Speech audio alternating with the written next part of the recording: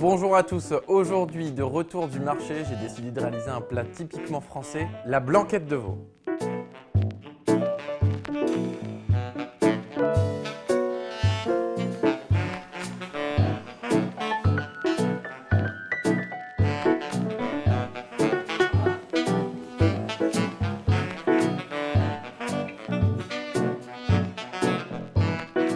Alors on commence par peler une ou deux carottes.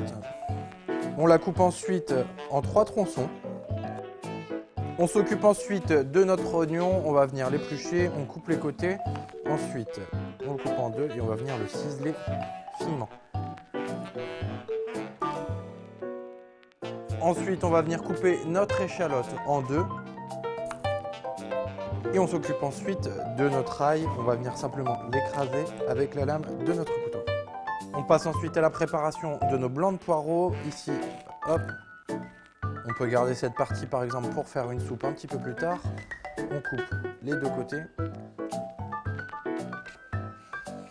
Une coupe dans la longueur et ensuite on va les rincer sous l'eau claire pour enlever en fait l'amas de terre qu'il peut y avoir à l'intérieur de votre poireau.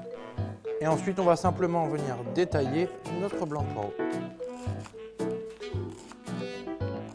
On va ensuite venir blanchir notre viande en la plongeant 1 minute dans l'eau bouillante. On égoutte ensuite notre viande et on va pouvoir la placer dans notre faitout rincé avec nos légumes. Et on rajoute un bouquet garni et une branche de céleri coupée en tronçons. Quelques tours de sel, quelques tours de poivre, notre vin blanc. Et on vient ensuite mouiller à hauteur avec de l'eau claire jusqu'à ce que notre viande soit totalement immergée. On couvre ensuite notre faitout et on va porter à ébullition et laisser cuire pendant 1h30. Pendant ce temps-là, on en profite pour préparer nos champignons. Dans une poêle, on va faire revenir un petit peu de beurre et on va mettre nos champignons déjà coupés. On rajoute ensuite le jus d'un demi-citron.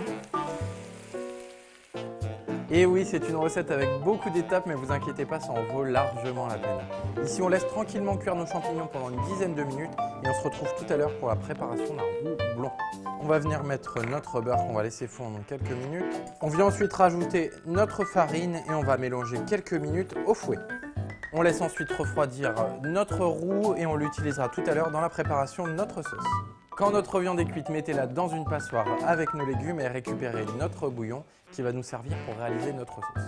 On va venir ensuite délayer notre roux avec notre bouillon. Donc on rajoute à chaque fois une petite louche et on mélange au fouet. Dès que vous obtenez à peu près 1 litre de sauce, on va pouvoir passer à la préparation de notre blanquette. Ici, on récupère notre faitout, on remet la viande et les légumes en enlevant par contre le céleri, les carottes, le bouquet garni et l'ail.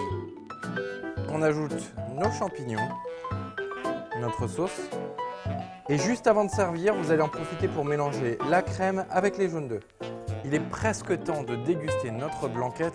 Ici, on va rajouter notre mélange crème et œuf dans notre casserole et mélanger encore pendant quelques minutes.